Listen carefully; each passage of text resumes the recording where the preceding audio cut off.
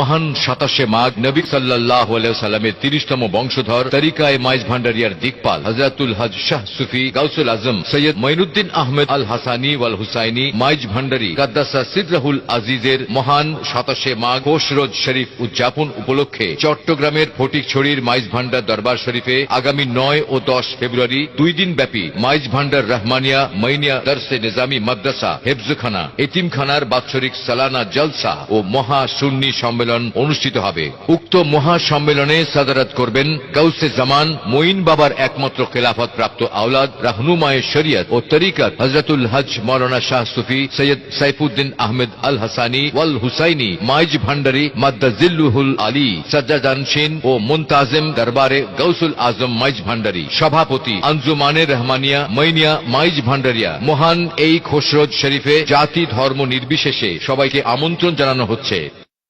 সুন্নিয়তের প্রচারের স্বার্থে ভিডিওটি লাইক, কমেন্ট ও বেশি বেশি শেয়ার করুন।